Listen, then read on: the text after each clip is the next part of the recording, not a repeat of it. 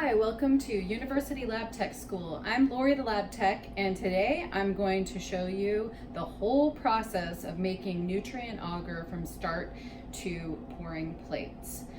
This is what I start off with, a can of nutrient agar. And these are the ingredients of how they make the agar. And this is the procedure and how I make my plates. So I'm gonna mix 23 grams of the medium in 1 liter of purified water. Then I'm going to heat and dissolve completely, which is to boiling point. And then I'm going to autoclave it at 121 degrees Celsius for 15 minutes, but I do 18 minutes. Okay, so in any practice where we mix chemicals, you don't want to mix it to the max and put in DI water all the way to the maximum. So I'm going to use 800 mils in my 1,000 mil or 1 liter flasks. So how to convert this original formula, which the can of nutrient agar provided with us. Our original is pouring 23 grams in 1 liter or 1,000 mils. That's what they gave it to us, right?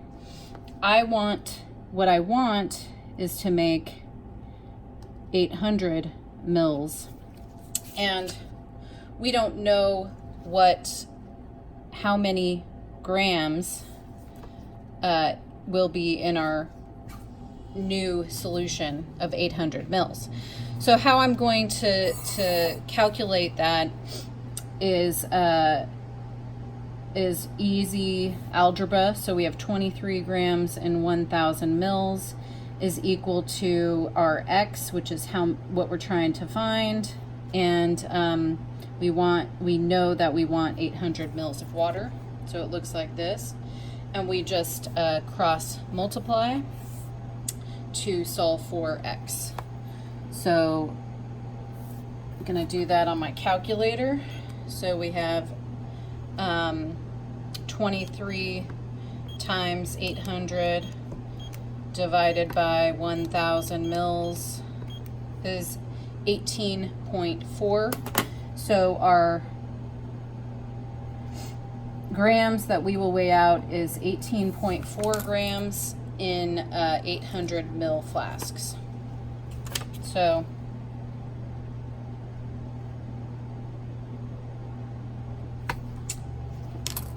I'm going to take my note, and this is basically going to provide the same concentration as the original formula, which is 23 grams in 1,000 mils.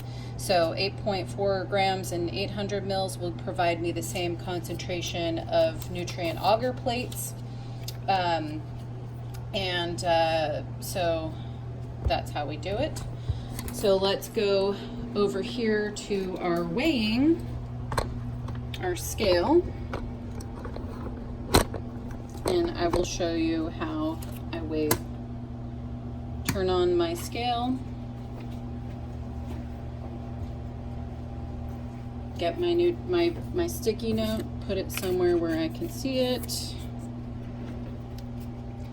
Have my weigh boat. Grab a scupula, either this one or this one. 18.4 grams. I guess I'll use the bigger scoop.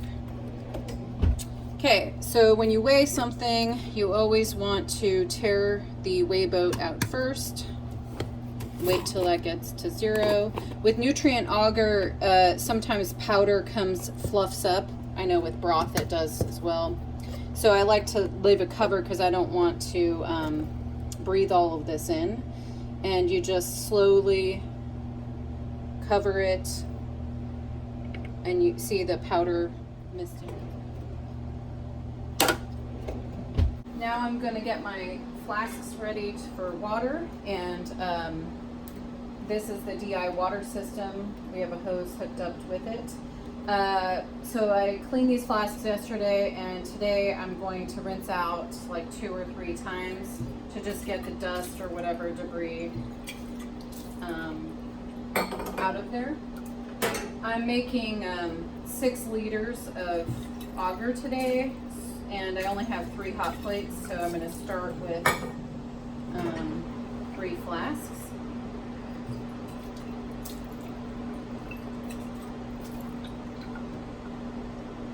Use our big graduated cylinder to measure out our volume. Graduated cylinder is just more accurate than an Erlenmeyer flask to measure volumes. So I filled each of these flasks with 600 mils. You start out with less water than the total that you're going to fill it with. So I filled it with 600 mils. I'm going to add my solution and mix it, and then I fill it with 200 mils to total the 800 mils. Then I let it boil and dissolve and boil rather.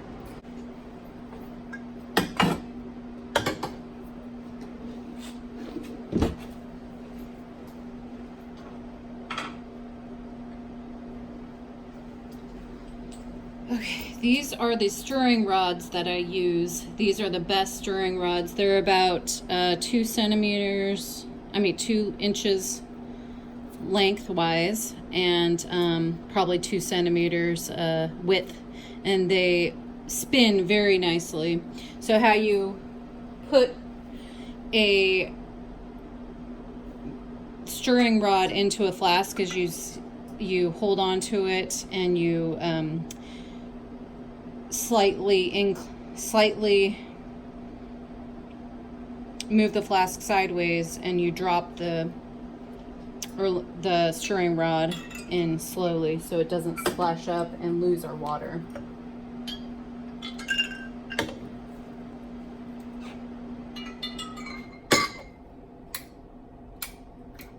I put these on at full heat, and stirring is relative, whatever you want to have it stirring at.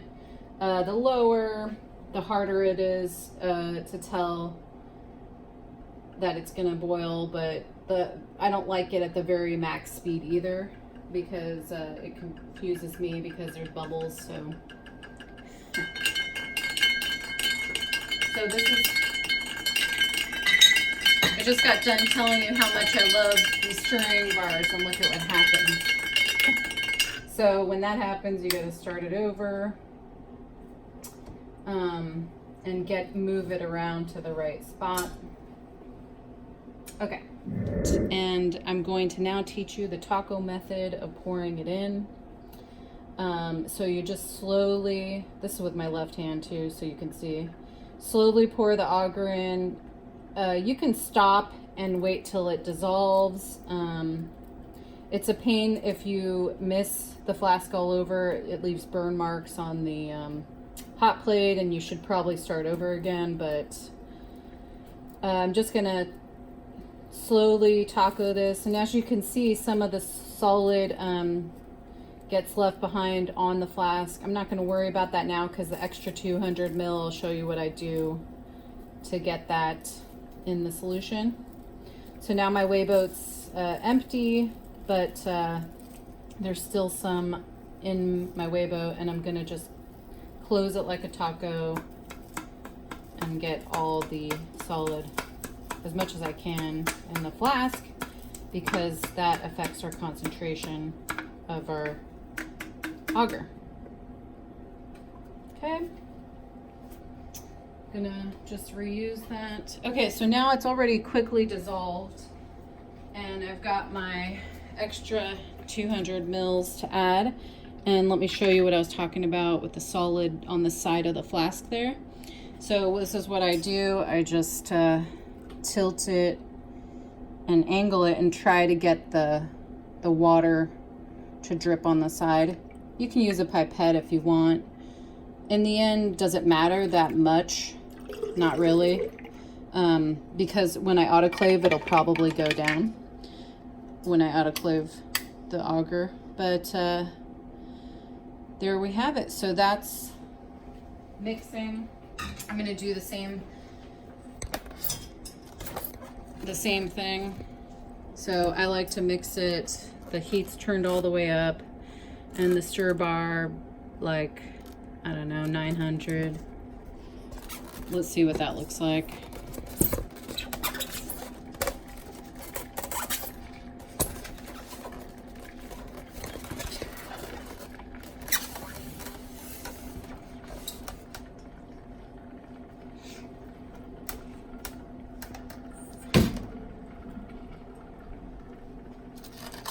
Okay, we're gonna cap it with some foil going in the autoclave.